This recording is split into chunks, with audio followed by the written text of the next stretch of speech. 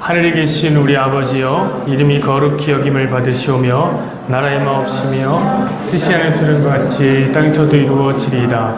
오늘날 우리에게 일용할 양식을 주옵시고 우리가 우리에게 죄진 자를 사여 준 것 같이 우리의 죄를 사여 주옵시고 우리를 시험에 들게 하지 마옵시고 다만 악에서 구하옵소서. 대개 나라와 권세와 영광이 아버지께 영원히 있사옵나이다. 아멘. 오늘은 다섯 번째 시간입니다.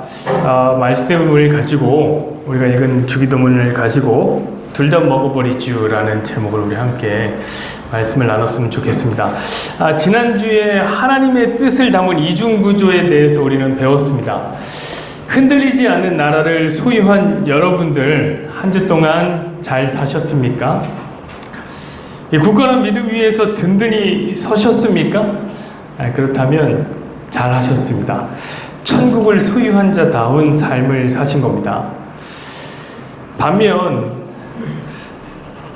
요동치는 세상 속에서 멀미나는 삶을 살다가 오셨습니까? 역시 잘 하셨습니다.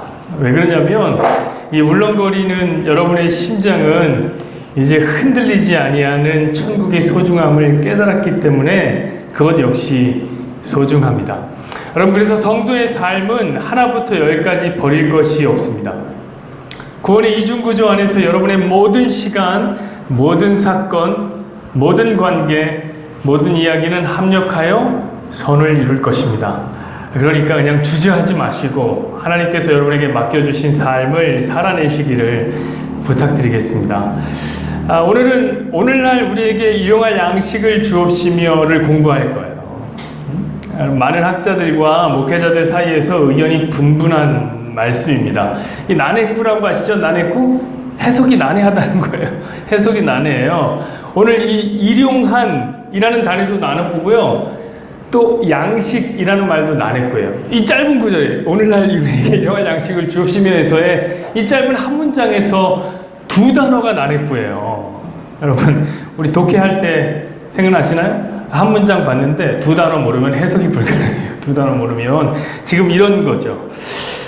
그러니까 난해구다 라고 말할 수 있는 구절입니다. 그러나 사실 잘 알고 보면 오해할 것도 없고 어려울 것도 없습니다. 제가 잘 설명해 드릴 테니까 여러분들의 신앙의 분명한 기준으로 세우시기를 부탁드립니다. 자, 우리 이 난해한 구절을 하나씩 해결해 보자고요. 먼저 양식에 대해서 우리 한번 이야기를 해보려고 합니다. 여러 가지 대립되는 주장이 많습니다. 이 양식에 대해서. 그러나 그 여러 주장들을 가만히 들여다보면 두 가지 내용으로 저는 추릴 수 있다라고 생각합니다. 이는 첫 번째 어떤 것으로 추릴 수 있냐면 우리가 진짜 먹고 사는 육의 양식이냐, 두 번째 아니면 우리의 영혼이 살을 찌우는 영의 양식이냐 하는 대립이에요. 육의 양식이냐 영의 양식이냐. 먼저 줄을 이루고 있는 생각을 말씀드려야 될 것 같아요. 이 오리게네스라든지 아우구스티누스 같은 대학자들은, 대개 신학자들이 그래요. 이 양식을 뭐라고 생각하냐면은 영의 양식이라고 생각합니다. 왜냐하면 신학자들은 성경을 이제 학문으로서 이제 분석하기 때문에 그런 거죠. 자, 그 이유가 마태복음 6장, 우리가 오늘 본문이 소속해 있는 장인데요. 마태복음 6장에 잘 드러난단 말이에요. 우리 오늘날 우리에게 일용할 양식을 주옵시며, 이 공부하는 말씀은 11절의 말씀입니다. 한번 넘겨줘 보실래요? 이렇게 기록되어 있죠. 마태복음 6장 11절. 오늘날 우리에게 일용할 양식을 주옵시고. 자, 어떤 기도입니까? 양식을 달라는 기도죠. 그런데 조금 더 밑으로 내려가서 25절을 한번 보자고요. 25절 이렇게 기록되어 있습니다. 그러므로 내가 너희에게 이르노니 목숨을 위하여 무엇을 먹을까, 무엇을 마실까, 몸을 위하여 무엇을 입을까 염려하지 말라. 목숨이 음식보다 중하지 아니하며 몸이 의복보다 중하지 아니하냐. 이제 보십시오. 같은 장이에요. 같은 6장 아닌데 주님은 지금 무엇을 먹을까, 무엇을 마실까 염려하지 말라고 하셨습니다. 지금 이 먹을까 마실까는 육의 양식이죠. 육의 양식. 그렇죠. 그럼 같은 장 안에서, 한 장 안에서 모순이 생겨버립니다. 지금 주님은 위에서는 구하라라고 하고 밑에서는 염려하지 말라라고 했습니다. 혹시 그러면은 이제 여러분들 중에서 의심이 많은 분들은 이런 질문을 할 수가 있어요. 목사님, 그거는요, 위에서는요 구하라고 한 거지 염려하라고 한 건 아니거든요. 근데 밑에서는 염려하지 말라고 했거든요. 그 두 개 다른 거 아닙니까? 이렇게 얘기하실 수 있는 분들도 있을 겁니다. 역시 말씀을 아주 심도 있게 공부하는 대박교회 훌륭한 성도들답습니다. 그런데 좀 더 밑으로 한번 내려가 보자고요. 31절로 가보자고. 같은 장 6장 31절 32절 보세요. 그러므로 염려하여 이를 무엇을 먹을까 무엇을 마실까 무엇을 입을까 하지 말라. 이는 다 이방인들이 구하는 것이라. 너희 천부께서 이 모든 것이 너희에게 있어야 할 줄을 아시느니라. 지금 여러분 똑같은 6장이에요. 주님은 또다시 말씀하십니다. 무엇을 먹을까 무엇을 마실까 하지 말라. 그러면서 뭐라고 얘기하시냐면 이는 다 이방인들이 뭐 하는 거라고요? 구하는 것이다. 이건 이방인들이나 구하는 거지. 여러분 이 말씀을 지금 누가 공부하고 있습니까? 이 기도를 배우고 있는 사람들은 하나님을 아버지라고 부르는 자녀들이에요. 하나님의 자녀들. 그리고 하나님의 백성들 아니야. 그들은 이방인이 아닙니다. 그러니까 뭐라고 말씀하시냐면 이런 걸 구하면 안 된다 라고 얘기하고 계시는 거잖아요. 그런데 오늘 주기도문에서 구하라는 양식이 만약에 육의 양식이라면 지금 예수님께서는 자가당착에 빠져버리신 거예요. 스스로 논리적 모순에 걸려든 겁니다. 여러분 학자들은 이런 모순을 굉장히 싫어하죠. 굉장히 싫어하죠. 그래서 아우구스티누스 같은 대학자는 이 양식을 가리켜 이건 육의 양식이 아니다. 이거는 영의 양식이다 라고 이야기했습니다. 그들이 말하는 영의 양식에는 어떤 것들이 있을까요? 먼저 하나님의 말씀이 있겠죠. 우리는 하나님의 말씀을 들을 때 우리 믿음이 자라납니다. 로마서 10장 17절을 한번 볼까요? 그러므로 믿음은 들음에서 나며 들음은 그리스도의 말씀으로 말미암느니라. 또 어떤 것들이 있을까요? 기도 같은 것들이 있을 수 있겠습니다. 여러분 기도할 때 우리가 하나님과 가까워짐을 우리 느낄 수 있습니다.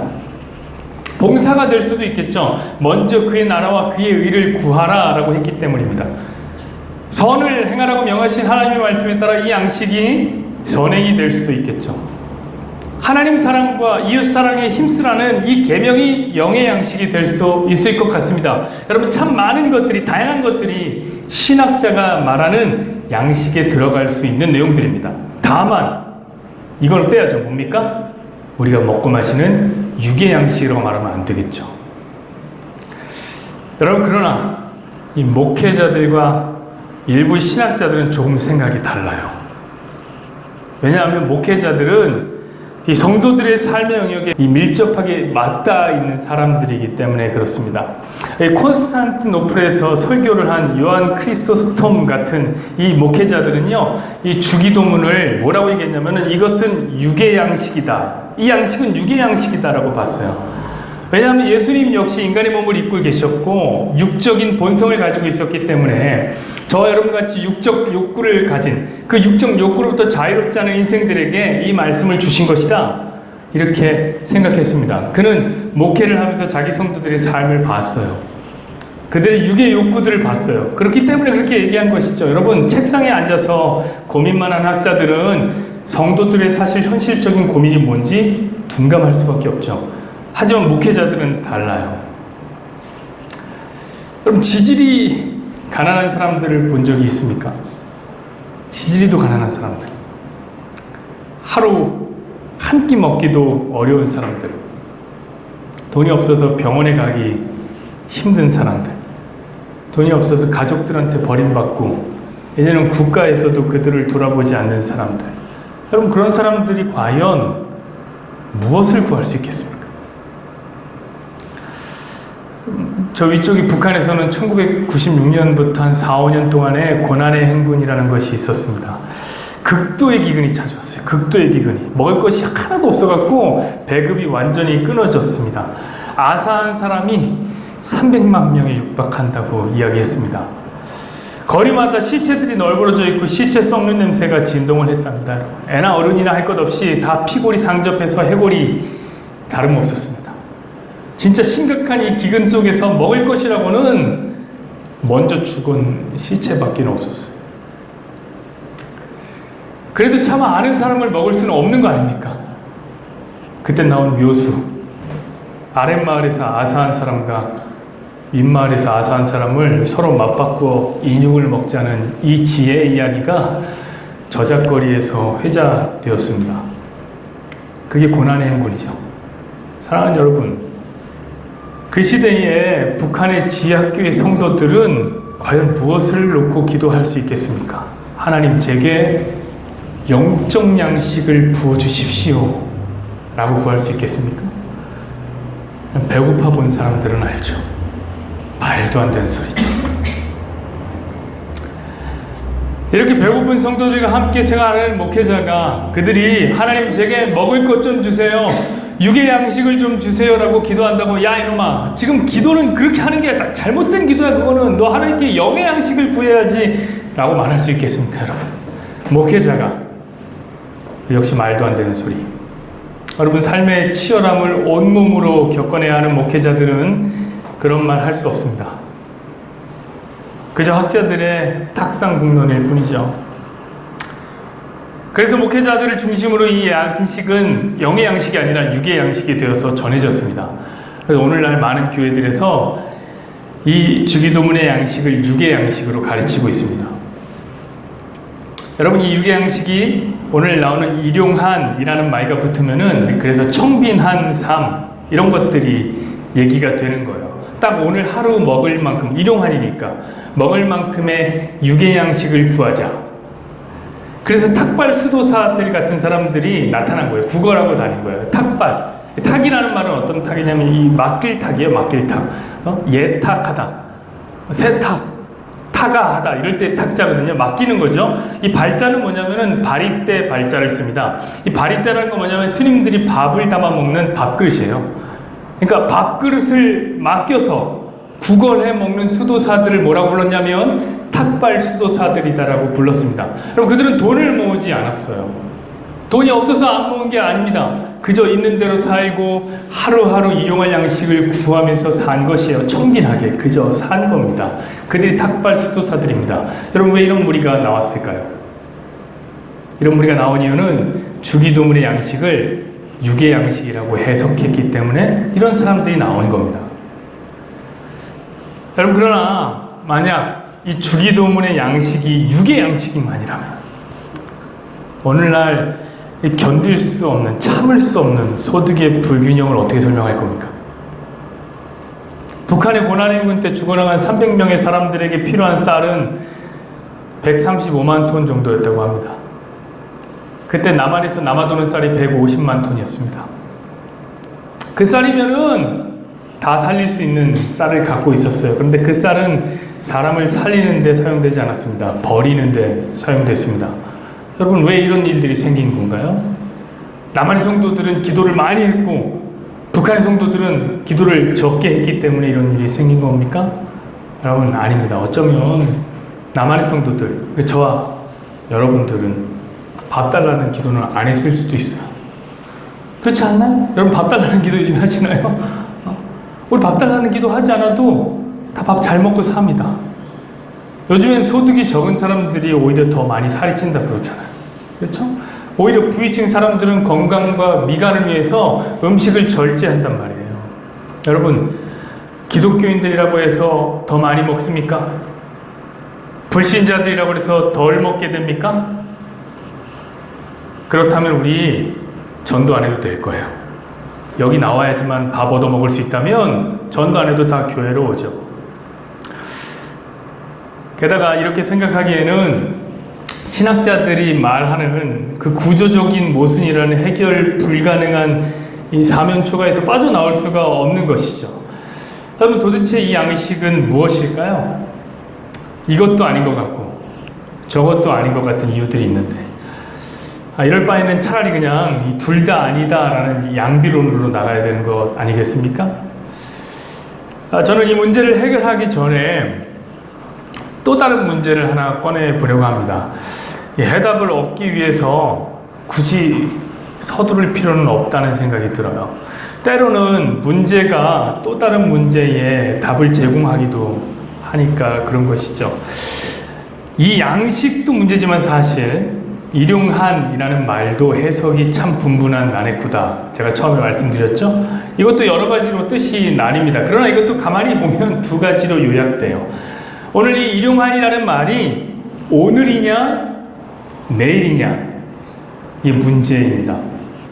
여러분들의 성경책을 한번 보면 나중에 집에 가서 한번 체크해 보세요. 그 성경책에 일용한이라는 말에 풋노트 하나가 달려 있을 겁니다. 그 풋노트가 어떤 거냐면은 밑에 보면 거기에 내일의 양식이라고 쓰여 있어요. 왜냐하면 사본들이 여러 개로 나눠지고 있는 중이거든요. 사본들이. 여러분 성경은 원본이 없습니다. 사본으로 보는데 어떤 사본에는 이 말을 오늘의 양식으로 적었고 어떤 사본은 이거를 내일의 양식으로 적어 놓은 거예요. 그래서 그렇게 나눠 놓은 거예요. 풋노트로 달아놓은 거죠. 해석이 어렵습니다.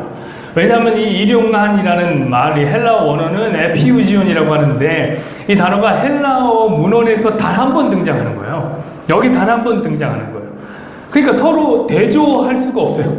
뜻을 유추하기가 너무 어려운 거예요. 그래서 사본들이 막 나뉘기 시작하는 거죠. 그럼 이런 생각이 들지 않나요? 아니, 오늘이면 어떻고 내일이면 어떻습니까? 우리 그냥 아무렇게나 받읍시다 라고 생각하면 되나요? 아니에요. 달라져요. 이게 오늘이냐 내일이냐에 따라서 해석이 확 달라져요. 오늘이면 어떡할까요? 우리가 방금 전에 살펴봤던 그 탁발수도사들처럼 하루하루를 필요한 만큼 청빈하게 삶을 영위해야 된다 라고 우리 권면할 수 있잖아요. 근데 내일이면 어떨까요? 미래지향적으로 여러분 준비하고 저축하고 하나하나를 준비하면서 계획적으로 살아가십시오. 이렇게 말할 수 있겠죠. 그러니까 달라진단 말이에요. 여러분 도대체 예수님은 어떤 의미로 이 이야기를 하신 것일까요? 오늘 이거에 대한 답을 내리려고 하는 겁니다.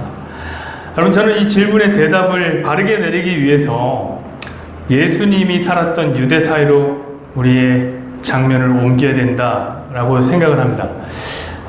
신학에는 이런 말이 있습니다. 시찜 리빈이라는 말이 있어요. 이 용어는 독일어인데 우리말로 하면 어떤 말이냐면 삶의 정황이라는 말이에요. 삶의 자리, 우리가 살아가는 그 자리, 이런 말입니다. 이 말은 성경을 해석할 때는 반드시 그들이 살았던 삶의 자리로 돌아가야 한다라는 얘기예요. 신학은 어떤 거죠? 우리가 사랑하는 성경을 해석하는 학문 아닙니까? 이 성경은 뭡니까? 글로 되어 있죠? 글로. 여러분 어떤 글을 제대로 해석하려면 어떻게 해야 됩니까? 반드시 그 글이 쓰여진 그 상황, 그 역사, 그리고 돌아가야지 이렇게 쓰여진 글이구나 라고 바르게 해석할 수 있는 거죠. 그게 바로 삶의 자리입니다. 여러분 그렇다면 예수님께서 이 주기도문을 말씀하신 삶의 자리 어디입니까? 그것은 바로 고대의 유대 사회라는 거죠. 여러분 유대인들은 우리는 아니에요. 유대인들은 오늘의 양식이라고 말하면 생각이 팍 나는 사건이 있습니다. 그것은 내일의 양식이라고 말해도 무방해요. 내일의 양식이라도 같은 사건이 탁 떠올라요. 듣는 순간 전두엽을 때리는 사건이 딱 떠오릅니다. 그것은 바로 출애굽기 16장의 사건입니다. 출애굽기 16장 14절에서 15절을 한번 볼까요?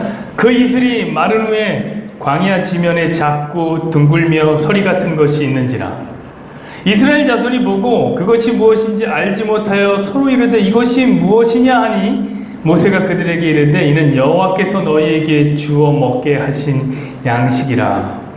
바로 만나 사건이에요. 만나 사건. 이 아래 카페 만나죠, 만나. 출애굽기에 이스라엘은 여러분 광야에 살았습니다. 광야란 너무 척박해서 농물을 재배할 수 없는 공간입니다. 게다가 그들은 어느 한 곳에 지금 정착할 수 있는 상황이 아니에요. 왜냐하면 언제라도 하나님의 불기둥이, 구름기둥이 타 일어서 가면 다 텐트 쳐갖고 이동해야 되는 떠돌이 같은 삶을 살았어요. 그런데 문제가 있죠. 그 떠돌이가 200만 명이나 된 거예요. 떠돌이 200만 명. 여러분 이 거대한 무리를 어떻게 먹이죠? 오병이어 사건을 한번 기억해 보십시오. 거기 모여 있었던 5,000명의 사람들을 먹이는데 얼마 들었는지 아십니까? 제자들이 계속 파겠잖아요. 얼마 듭니까? 했더니 200데나리온이 든다고 그랬어요. 여러분 200데나리온은 한 데나리온은 하루 품삯이에요. 하루 품삯. 당시에 일일의 품삯을 한 10만 원 정도로 계산하면 200데나리온이면 2천만 원 정도 되는 돈이에요. 2천만 원은 있어야지 5,000명을 겨우 먹일 수 있다. 한 끼. 그렇게 계산한 겁니다. 근데 이스라엘은 몇 명이라고요? 200만 명이에요. 200만 명. 이 많은 무리를 어떻게 다 먹일 수 있습니까? 이 단순 산수로만 계산해도 한 끼에 80억은 들어요. 한 끼에.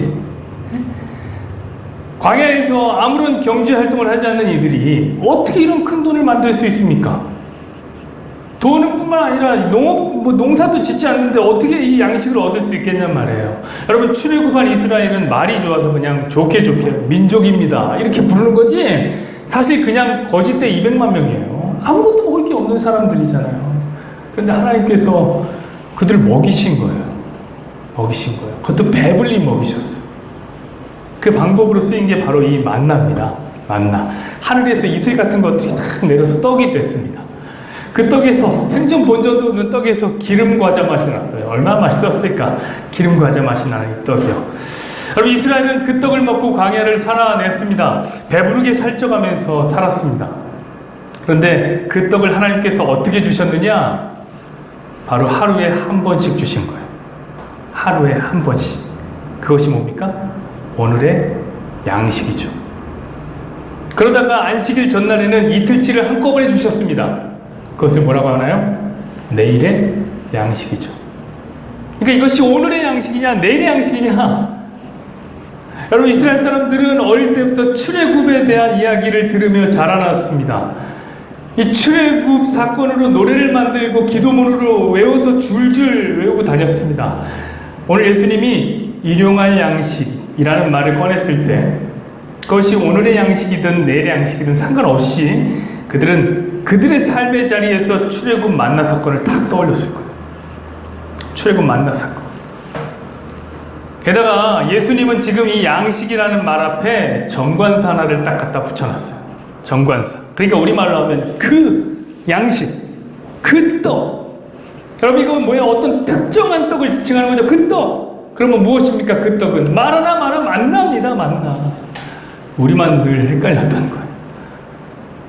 여러분, 저는 그들의 삶의 자리를 생각했을 때 깨닫게 되었습니다. 아, 이 양식은 영의 양식이냐 육의 양식이냐 이걸로 나눌 필요가 전혀 없는 거구나. 우리 또 이혼론의 함정에 빠졌구나.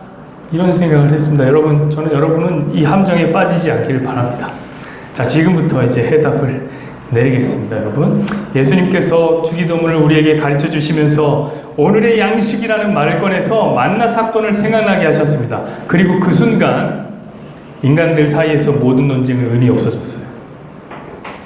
하나님은 하늘의 떡으로 이스라엘에게 육의 양식을 제공하셨습니다. 그것은 진짜 우리가 먹고 마실 수 있는 배부르는 양식, 육의 양식이었습니다. 그것은 사실입니다. 그런데 도대체 왜 그런 일을 하신 거냔 말이에요. 이게 중요한 거예요. 여러분, 생각해 보십시오. 출애굽을 시켰다면, 애굽에서 탈출시켰다면 그냥 바로 젖과 꿀이 흐르는 땅 가나안으로 들여보내면 되잖아요. 거기서 곡물을 수확해서 풍성하게 먹고 살게 하면 되잖아요. 사실 이 애굽에서 가나안까지 거리는 일주일이면 뒤집어 쓰고도 남습니다. 그런데 하나님께서는 그러지 않으시고 광야에서 40년을 살게 했어요. 40년. 그러면서 그 40년 동안 매일같이 하루 양식을 또는 내일의 양식을 주셨습니다. 도대체 왜 그런 거지? 그럼 하루에 3끼씩 40년을 먹으면 한 4만 끼 먹는 거예요. 4만 끼. 그런데 그 이유도 모르고 먹었다면 얼마나 속상한 겁니까? 근데 이스라엘은 모르고 먹었어요. 그냥 주니까 먹어. 그 이유는 예수님이 오신 후 알게 됩니다. 우리 오병이어 사건을 공부했을 때 이야기했는데 다 잊어버리셨을 거라고 저는 또 생각하고 말씀드리겠습니다. 바로 생명의 떡이신 예수님을 나타내기 위해서 만나를 먹이신 겁니다.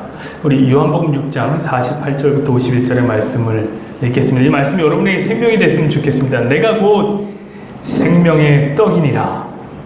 너희 조상들은 광야에서 만나를 먹었어도 죽었거니와 이는 하늘에서 내려오는 떡이니 사람으로 하여금 먹고 죽지 아니하게 하는 것이니라.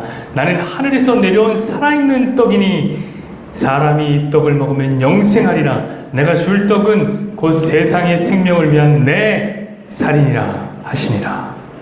여러분, 하나님께서 광야에서 이스라엘에게 육의 양식을 먹이신 이유는 이거예요. 너희는 떡으로 사는 자가 아니라 생명의 떡이신 예수님으로 사는 자다. 이 사실을 알려주려고 육의 양식을 그 만나를 주신 것입니다. 여러분, 이것은 오늘날도 같아요. 우리는 식사를 하지 않으면 살 수가 없습니다.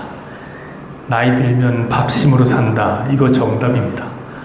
예전에 제가 교회에서 교육자 수련회를 갔는데 맛집 찾아가려고 식사 시간이 조금 지체됐어요. 많이도 안 지체됐어요. 한 30분 지체됐습니다.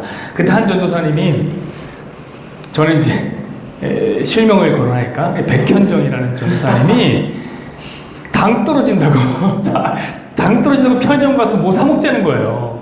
저는 그 당시까지만 해도 당이 떨어진다는 것이 잘 몰랐어요. 뭔지 몰랐어요. 한 번도 당이 떨어져 본 적이 없어요. 그래서 아니 도대체 한 끼 안 드셨는데, 아니 안 드신 것도 아니에요. 한 30분 지체됐는데 뭐가 이렇게 힘드시지? 라고 이런 생각을 했습니다. 근데 그 일이 꼭 불과 몇 년이 지나지 않아서 저는 지금 그 느낌이 뭔지 알게 됐습니다. 당 떨어지다는 식사 시간이 조금 늦으면요, 힘이 쭉 빠져요. 갑자기 땅이 훅 올라오기도 하고요. 여러분, 그래 우리 밥 먹어야 삽니다. 근데 우리 왜 밥 먹냐고요? 하나님께서 우리에게 왜 그 밥을 제공하시냔 말이에요. 여러분, 매일 밥 먹기 전에 식사할 때마다 기도하시잖아요. 하나님, 귀한 음식을 내게 주시니 감사합니다. 제공하신다고 기도하잖아요. 이렇게 기도하지 않나요? 여러분, 이거 믿고 기도하는 거 맞죠? 안 믿고 그냥 기도의 어떤 클리셰 정도로 이렇게 막 말하는 건 아니죠, 여러분? 이거 믿으시는 거 맞죠? 맞습니다, 여러분. 우리가 먹는 밥이요, 하나님 주신 거예요. 밥 한 톨이 우리에게 제공되는 과정은 여러분, 온 우주가 만들어낸 기적과 같은 겁니다. 그 기적은 우리 하나님께서 우리에게 허락하신 은혜입니다. 그럼 왜 하나님이 우리에게 매일 하루 3끼, 어떤 분에게는 4끼, 어떤 분에게는 5끼, 왜 제공하시냔 말이에요. 그 밥 왜 제공하시냐. 요즘은 100세 시대를 살아갑니다. 후하게 잡아서 우리 빨리 주님을 만나러 가면 한 80년 살 텐데, 우리는 후하게 잡는 게 더 오래 사는 게 아니라 빨리 가는 거니까 80년 살 텐데, 여러분 80년 살면 평생 한 8만 끼, 9만 끼 먹을 건데 그 이유도 모르고 먹기만 먹어대기만 하면 얼마나 불쌍해요. 사랑하는 여러분, 하나님 우리에게 밥을 제공하시면서 이렇게 말씀하고 싶으신 거예요. 사랑하는 내 아이들아, 너희가 밥을 먹어서 사는 것 같지만 너희는 생명의 떡인 예수를 먹어야 사는 내 백성이란다. 이거 가르쳐주고 싶어서 밥 주시는 겁니다. 그러나 여러분, 육의 양식이나 영의 양식이나 그런 거 중요한 게 아니에요. 영의 양식은 두말할 것도 없죠. 모든 것이 다 예수님을 지금 가르치고 있는 것입니다. 그러니 확 둘 다 먹어버리자고요. 우리가 둘 다 고민할 거 없어요. 뭘 자꾸 나누려고 그래요. 그게 우리가 빠진 이혼론의 함정이에요, 여러분. 말씀을 맺죠, 여러분. 제가 얼마 전에 한 예능 프로그램을 봤습니다. 지금 안 하는데 전지적 작가 시점이라는 프로그램입니다. 거기 이영자라는 개그우먼이 나오는데 진짜 제일 재밌습니다. 제일 재밌어, 이 사람. 영자 미식회라고 어디가 맛있는 집인지 하나하나 소개를 해줘요. 각 동네별 맛집, 고속도로별 맛집, 이런 것들을 소개해줘요. 저도 몇 군데 가봤는데 기가 막히다. 근데 그냥 집만 소개해주는 게 아니에요. 이 사람이요, 어떤 맛인지를 섬세하게, 아주 섬세하게 설명을 해주는데요, 거의 극사실주의 작가 거장처럼 보이지 않는 맛의 세계를 보이는 세계로 완전히 바꿔서 우리에게 말해줘요. 표현해준단 말이에요. 음식을 정말 사랑하는 여인이라는 생각이 들었습니다. 그런데 이 이영자 씨에게 시험이 찾아왔습니다. 이 스튜디오에서 음식으로 이상형 월드컵을 한 거예요. 음식으로. 서산 휴게소의 어리굴젓 백반이냐, 횡성 휴게소의 횡성 한우 떡더덕 한우 스테이크, 이런 거 처음 들어. 떡더덕 한우 스테이크 발음하기도 어려운데, 여러분이라면 뭘 선택하시겠습니까? 이거 어떻게 선택할 거냐고 물어보는 거예요. 뭐 먹고 싶으십니까 지금? 여러분, 이 중차대한 선택의 기로에서 이영자 씨가 내린 대답은 참으로 놀라웠어요. 저는 그 답에서 오늘 설교의 빛을 발견했습니다. 그 대답은 뭐냐면 둘 다 먹어버리죠 였어요. 그리고 그녀가 해맑게 웃고 있는데 너무 행복해 보였어요. 너무 행복해 보였어요. 여러분, 맛이라는 인생의 목적을 위해서 그냥 둘 다 먹어버린 거예요. 그녀는 뭘 나누고 있어요. 짜장면이나 짬뽕 이런 거 왜 나눠요? 그냥 둘 다 먹어버리면 되는 거죠. 걸정도 팔자입니다, 진짜. 여러분, 우리도 마찬가지예요. 하나님은 영의 양식도 주시고 육의 양식도 주셨습니다. 그런데 그 이유는 우리의 인생의 목적이신 예수님을 알게 하도록 주신 거예요. 여러분, 그 예수님을 알기 위해, 그 예수님을 배우기 위해 그냥 둘 다 먹어버리세요. 진짜 배고프십니까? 진짜 뭐가 필요하십니까? 그러면 육의 양식을 구해야죠. 하나님께. 하나님, 내게 떡 주세요. 먹을 거 주세요. 이렇게 구해야 되죠. 혹시 지금 영적으로 부족하시나요? 기도가 부족한가요? 말씀이 부족하신가요? 그럼 기도도 하고 말씀도 보면서 영의 양식을 구하십시오. 그러나 둘 다 거기에서 머물지 마세요. 그 양식의 진정한 맛인 예수님을 배우세요. 그리고 그 예수님을 표현하세요. 여러분, 매일 아침 예수님으로 눈 뜨세요. 아침 식사를 하며 예수님을 먹으세요. 출근하셔요? 학교 가세요? 일을 할 때, 공부할 때 예수님을 배우세요. 점심에 동료들과 식사를 함께 할 때는 예수님을 나누세요. 다시 저녁에 집으로 돌아오면 가족들과 예수님을 함께 사랑하세요. 그리고 잠자리에 들 때 예수님을 꿈꾸십시오. 여러분, 이런 삶의 지향점이 오늘 예수님이 주기도문에서 얘기한 우리가 구해야 하는 일용할 양식입니다. 내 안에 가장 귀한 것 예수를 알미라.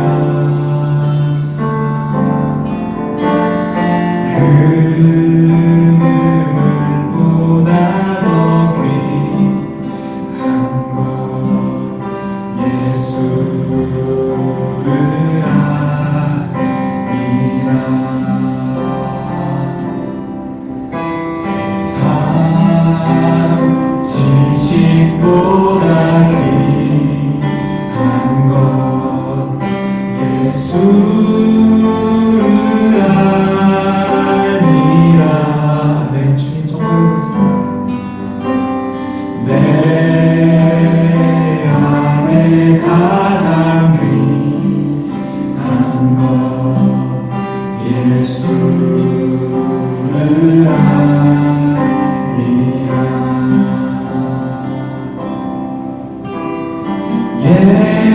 예수의 이름 존귀한 그 이름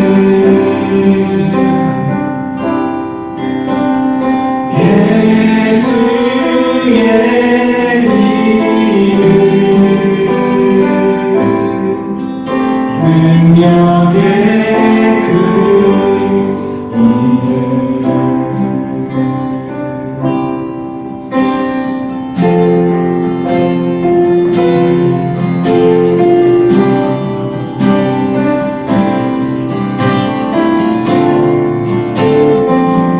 마음을 다하여 처음부터 다시 한번 고백하겠습니다.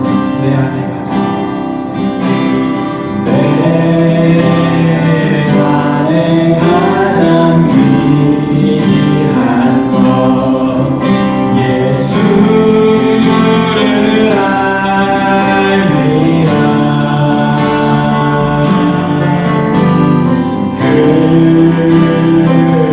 금보다 더 귀한 것 예수를